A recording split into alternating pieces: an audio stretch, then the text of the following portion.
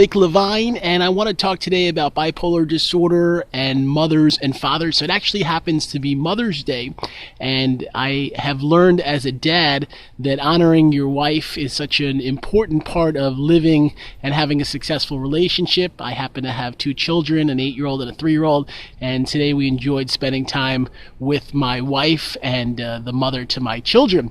And I've learned that when you have bipolar, often your wife or your parents can be a big part of surviving with the illness. I remember when I was first diagnosed, my mom and dad and stepdad were very much a big part of my support system. It was often my mom who would call up the therapist, talk to the psychiatrist. When I was in the hospital, she would talk to the doctors and try to figure out if the medicines were helping.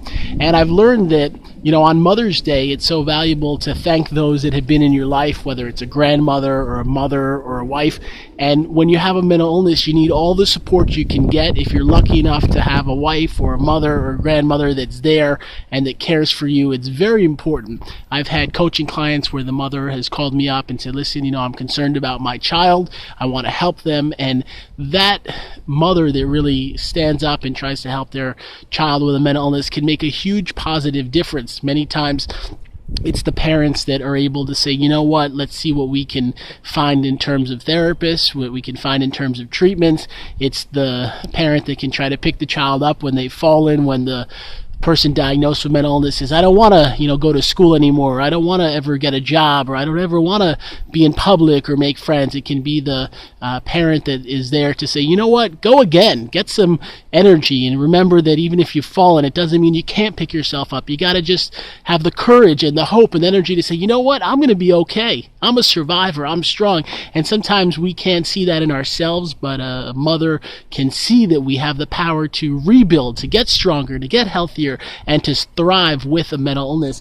And I just want to say this, it sometimes can be so hard battling bipolar disorder, depression, schizophrenia, or other mental illness.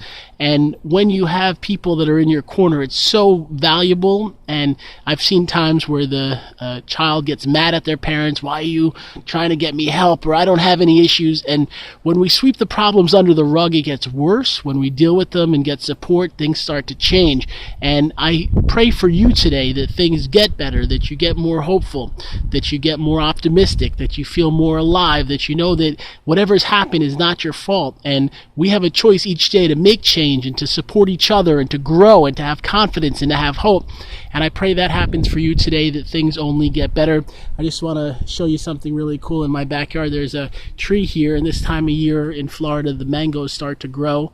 And it's awesome to see them develop, and we'll often eat them when they get to be the full size. They're not there yet, but I pray for you, whatever's been going on in your life, that you find hope and peace and joy and optimism. I do a life coaching program by phone. You can learn about it on my website below, and I also have a number of books if you type my name into Amazon. You have a great day. Bye-bye.